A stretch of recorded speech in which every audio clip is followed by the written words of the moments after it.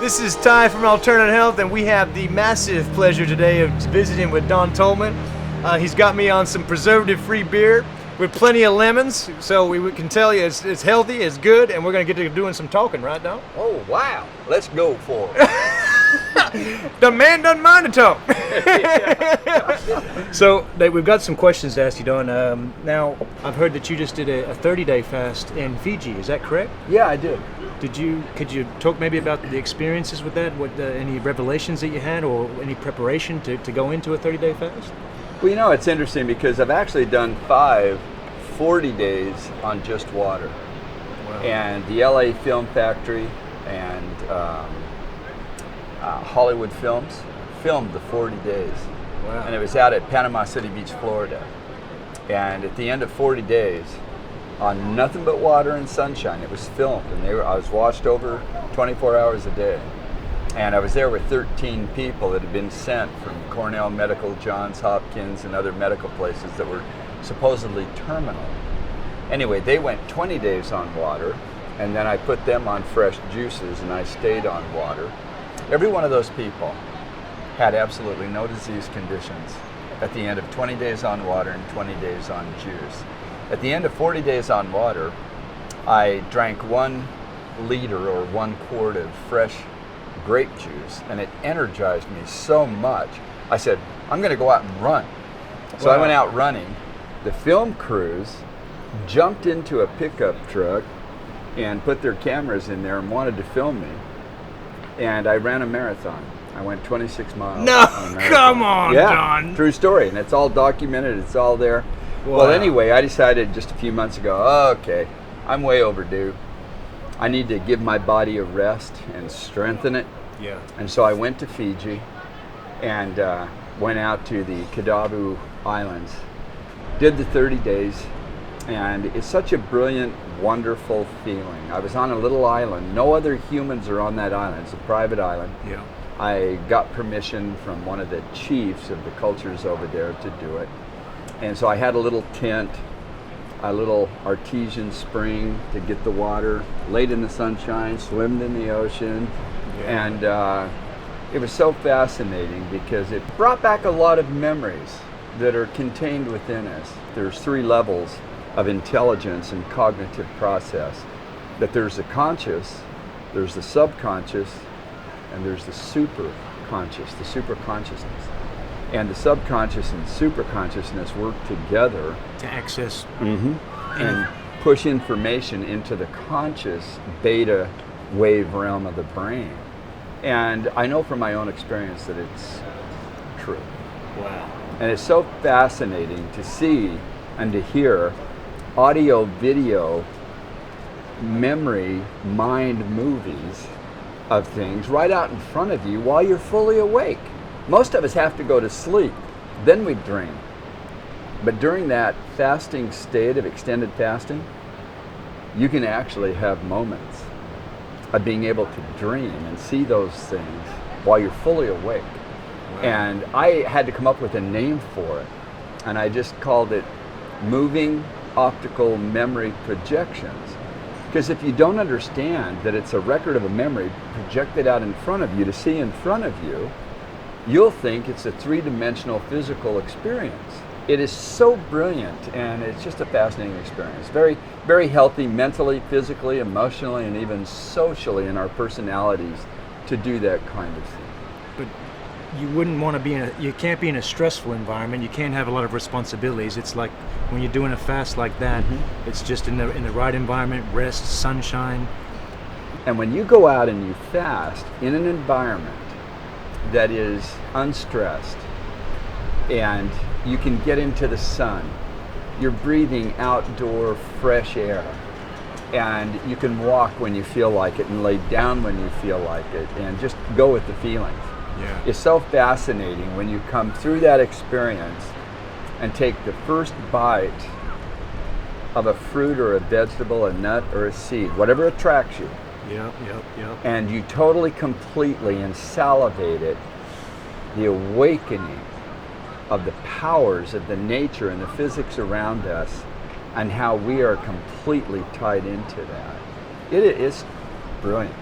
And I hope that Damn. more people can get back into that kind of an experience. It's a fascinating history to go back into the ancient records and what's actually recorded and held in collections of ancient and arcane materials that are still in collections today. A lot of them today, though, are under lock and key and you can't get in. But back then, it was a process of understanding through scholarly, meaning observation of nature, principles. Some of them wanted to go what was called the Rainbow Bridge. The 7 colors of the rainbow: red, orange, yellow, green, blue, indigo, and violet. And so they would go 7 days and eat nothing but red food on the day they were born on. The next day they'd go to orange food, the next day yellow food. And people can do this just starting out anytime they want. They can try to walk the Rainbow Bridge, because the ancient wisdom was at the end of the rainbow is a pot of gold, a vessel of purity and life and health and shininess. You hit a point of going through this process to where you realize the reason you can see a rainbow in the sky, the sun is shining through molecules of water and it creates a rainbow. Water contains all the frequencies of light.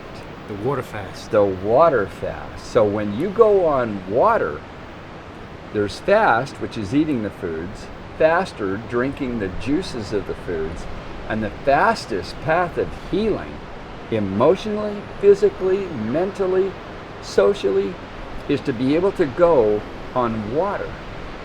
But you don't do that unless you're at least 22 years old. I lived amongst about, 14, 15 different off-the-grid cultures that were disease-free, long-lived, and happy. They had no doctors, they had no hospitals, they had no miracle supplements in a capsule form. And yet, even anthropologists who have studied these groups know these people average lifespan 120 to 155 years. How do they do that? So that's what I was interested in. That's what got me going. And it's time to bring this information back to the world. That's all they wanted, was for their descendants to know this stuff. And a lot of people don't realize the ancient observers knew there's not an animal on the face of this earth that will eat, or they won't eat if they're sick or injured. Exactly. The sick dog, I've They seen it just happen in stop, you know. And the whole thing is, they won't go back into eating until they intuitively, instinctively know my body's ready. And going on nothing but water and air and sunshine, they know instinctively that's the fastest path. And as humans, we've been trained, don't listen to that, you know. You skip a meal, you could become comatose and die. Yeah, you and need it's chicken just- soup, you need chicken soup, yeah, man, you're sick, quick, No, it's crazy. Which is like the worst thing you could do, Yeah. right? Sick, stop eating, rest, drink water. That's it. And you'll heal.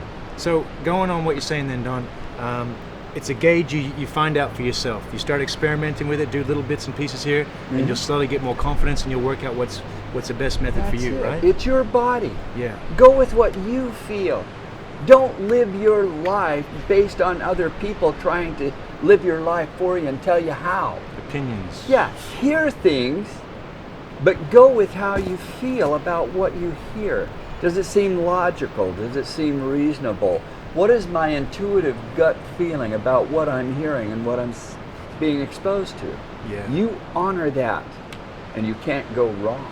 So, and when you start doing it, Don, maybe do some research. So if you're doing a 3-day, 4-day fast, so that when you break the fast and you do go to eat something, you're using the right types of foods and stuff. But anyone can find that on Google. You can you can work it out. Oh, you can. In fact, the very best and the easiest is when you break a fast of 1 day, 3 days, 10 days, 40 days, is fruit.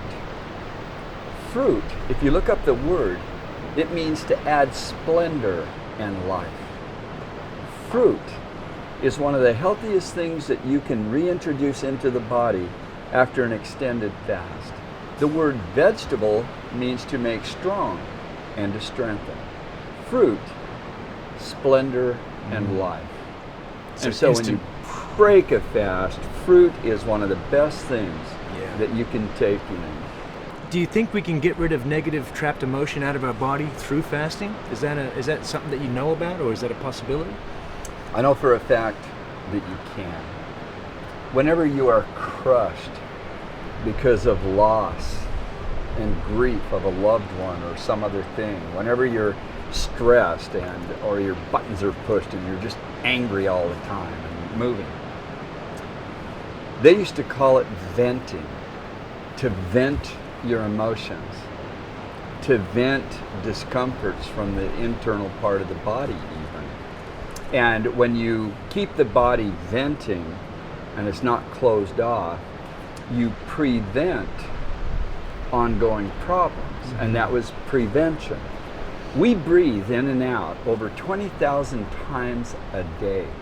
And within that physiological process, we're getting rid of toxins and metabolic waste through breathing. The skin will evaporate about a liter or a liter and a half of water every 24 to 30 hours. It's venting all the time. When we urinate, when we have a bowel movement, we're venting, we're clearing. And the emotions can be so toxic, it slows down the venting process. And so when you fast, it speeds up the venting. Yes. It's just like when people talk about having the flu. They don't even realize the flu is the body kicking up, venting, because it hasn't been venting. Yeah. You're dehydrated, you're toxic, you're this, you're that. That's what influenza means, not fluing or not venting. And I think that people have emotional flu. And so it's not venting. To be able to express it, but not in anger, not in all of these things. When you just fast, you are venting and healing the emotions at such a level, it's mind-boggling. Yeah. And a lot of people, when they're completely stressed and having negative emotions and everything, they lose their appetite.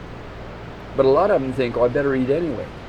And so then they continue the negativity and the emotional process. It's like, stop it. Yeah. Drink a lot of water and vent the emotions, because that's what the body will do. Body's just begging for you to stop. Yeah, it is. It actually is. So, Don, on top of obviously eating whole foods, detoxing as much as we can, is there any other modalities, like, is there any sort of practitioners that you go and see? Is there anything that you would recommend to us to do on top of those things? Anything that is non-invasive to the human body.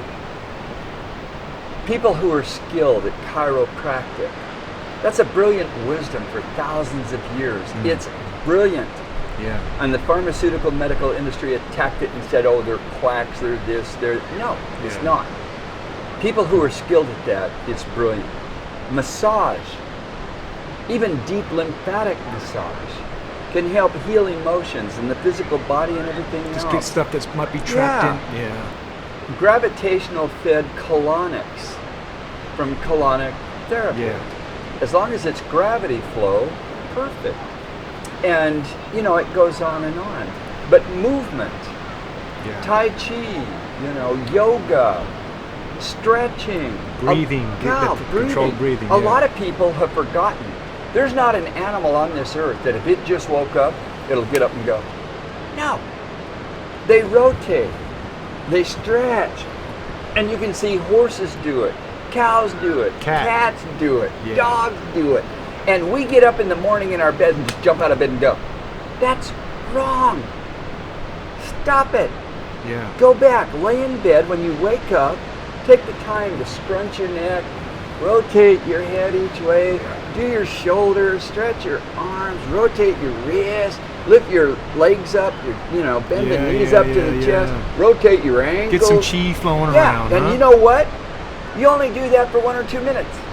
Then get out of bed and you watch what happens to your emotions within just 3 or 4 days of doing that each day. Yeah.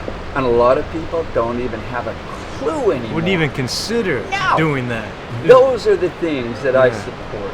Things that are not invasive, that actually lift the human body. love, intimacy, sexuality, hugs, healing. Affection, man, affection. Too many couples get up in the morning and they're so busy. Oh, bye, see you later. God. And it creates distance and a failure of the relationship through emotions that are stressed and empty. When there's no need for it. Yeah. Hug. Put your hands on somebody's face that you love and look in their eyes. Yeah. The eyes are the window to the soul. Heal each other. Even children. Come on. Yeah. Don, there's a lot of people that I meet who are suffering from fatigue, just they're down, adrenal fatigue. Is this something that we can easily overcome? Is there some say in a nutshell? What's a quick way to get around that? You know, again, it's faster, and fastest. Yeah. But one of the things people need to understand is how you shut down the adrenals to where you don't have adrenaline pumping and giving you energy. Adrenaline, a lot of people don't understand, it comes from the pancreas, which produces two mega hormones that they know of. One is insulin, which makes you tired and lethargic and lay down layers of fat to protect the nervous system. The other mega hormone is glucagon. Glucagon is produced by the pancreas, and it produces in the adrenals adrenaline. So you feel energized. Okay, so all of that comes from what today in studies of chemistry calls carbohydrates or sugars. There are fast sugars and there are slow sugars that they know of. Fast sugars come from refined sugars, synthetically, artificially, commercially manufactured sugars. Then artificial chemical sweeteners like aspartame and other things. Deadly poison. Those are fast sugars. They are toxic and even deadly. They are neurodegeneratives and shut down the production of glucagon and therefore create fatigue. They give you a sugar high and then you crash. And this is a big percentage of fast food. It's one of the biggest things out there. Yeah. You get a high and you crash, so you have more. High, crash, have more. Large molecules of sugars come from fruit and things like sweet potatoes. A sweet potato looks just like the pancreas. We've had people that were diagnosed as type 1 diabetics and type 2 diabetics. And you know what? They throw the insulin in the garbage, or they take baby steps and cut down dosage, whatever they're mentally and emotionally capable of. Yeah. And they go on nothing but a fruit and sweet potato diet. Within 30 days, we have over 1,000 people who are type 1 diabetics no longer diabetic. Damn. And fatigue, adrenal fatigue, fruit is the #1 healer of that problem. Fast sugars cross the blood-brain barrier so quickly, it gives you a spike, but the brain knows you're in danger, so it causes the pancreas to produce insulin to make you tired and fatigued, slow you down. And you know what fruit, you hear these girls, oh, I don't eat fruit, it puts on weight. There's so much. Oh, it's such a scam. Oh, watermelon, it has 45 teaspoons of sugar just in one piece. People are so conditioned and blind. They believe all of the bought and paid for pharmaceutical crap in order to sell aspartame and refined sugars and insulin. If you'll just go on a fruit diet, it will blow you away. Wow. Healed. And a lot of people, when they start getting into the fruit and vegetables, they're a bit scared about pesticides, herbicides. If we say we can't find organics, or we can't afford organics, can we quickly make normal vegetables okay to eat? Absolutely. And here's the thing that kind of crushes me in the organic movement. A lot of the organic foods they buy in the United States and some other countries has been in cold storage for upwards of 3 to 4 years. They're not even fresh in the season. What do you mean, frozen? Yeah. And then they set them out on the shelf, squirt them with water so they look fresh. The nutritional components of the cells of those plants are diminished. Yeah. But if you have locally grown, farmers markets, organics, fabulous. Yes. If you can't get organic, what we did at Arizona State University, a good friend of mine, Norman Walker, he's gone now. He was told by doctors he would be dead at age 52, and he was 50 at the time. He walked away from that, didn't do it. He and I were neighbors. He decided to go with juices. He died at age 109. Never went to the doctors again. We went into the lab because he was a professor of agriculture and chemistry at Arizona State University. He had a spectral analysis machine equipment and everything. He said, come on with me, I want to show you something because in the future I think it's going to be important to the people. Yeah. And I said, yeah, let's go. We went down into Scottsdale to Fifth Avenue, went to the farmers markets, got organic food, went over to a store called Alpha Beta, which was not organic food, just a regular produce thing. Kroger, whatever. And we went in there and he got that. We went into the lab and he chopped up the inorganic, chopped up some of the organic. The inorganic, he put it into spectral analysis and it showed over 30 to 35 toxic, poisonous chemicals that were insecticides, pesticides, herbicides, fungicides. It was not good. And he goes, now watch this. He took the organic food, put it in, there was nothing. And he said, but here's what people don't understand. All of the plants, from grass to trees to fruits to vegetables, to all of them, produce alleochemicals that will not allow inside the food any toxicities. That's how they survive. And I said, okay, wow, huh. And he goes, watch this. He goes over and gets the inorganic food, the other half that he hadn't chopped it up, and put it into he did 1 cup, because we had so much of it, he did 1 cup of apple cider vinegar, 2 liters of water. And he put it into there and swirled it around and then rinsed it off, put it in spectral analysis. It was as clean as the organic food. Wow. And you don't have to chop it up first. He said, I'll just keep some of this whole. And he set it over there. He just did that, washed it, then put it in, nothing. And so people need to know that. That's important information. It's and extremely important. The cost of organic food is a financial scam.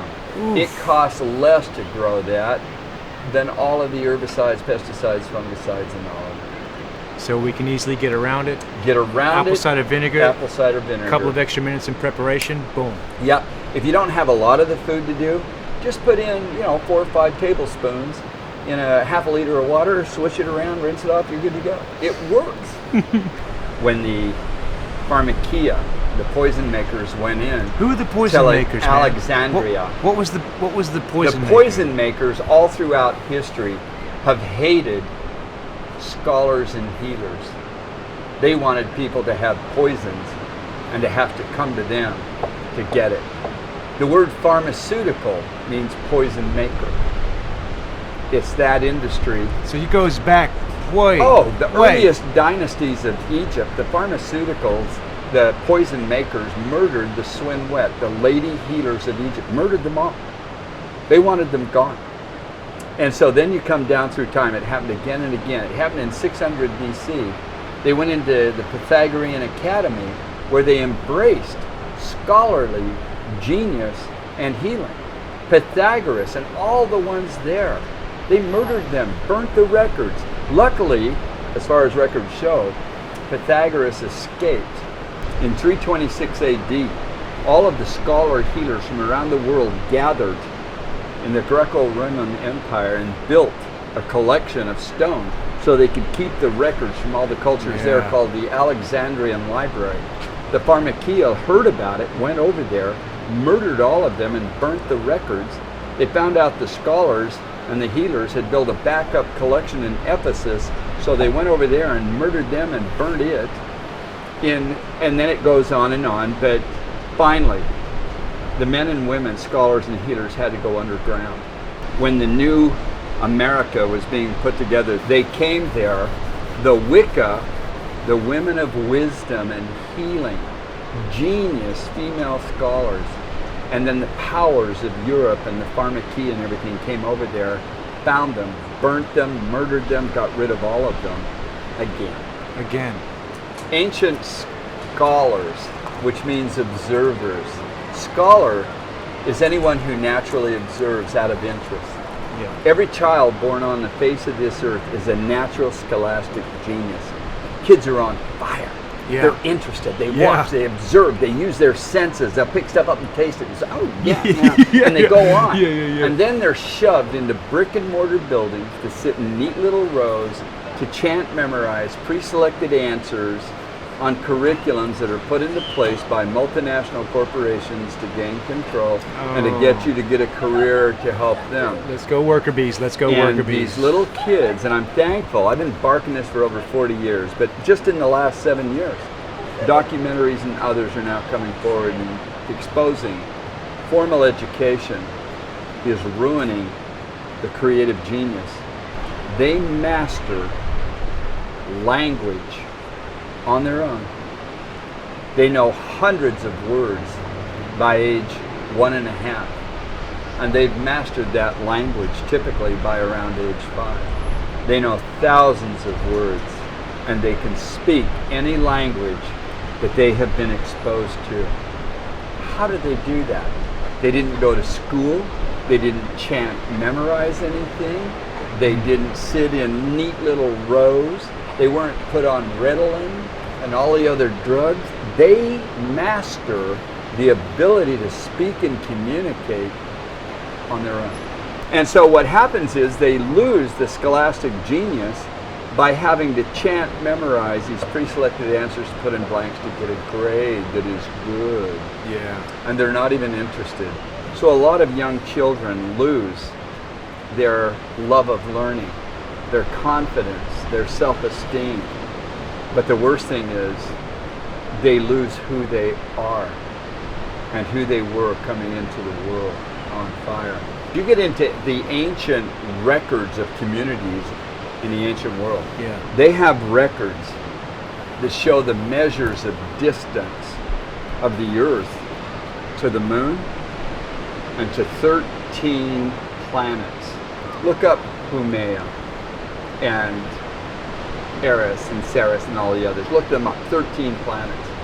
And they wrote and recorded the distance of the earth to those planets, all of them. And today's astrophysicists agreed that that's exactly right. How did they know that back then? How did they do that? So the 13 on the body, the 13 points, what is it? You know, it's interesting because anciently they knew and they taught it. And even at medical university studies, the researchers know it's correct. There's only one disease. You can look up on the internet, how many human diseases are there? And it'll show 16,000, 24, 36,000, all this stuff. There's only one. Chaos at the atomic level of the body that leads to molecular chaos, that leads to cellular chaos. There's only two causes of any discomfort or disease in the body. They knew it. Toxicity and deficiency.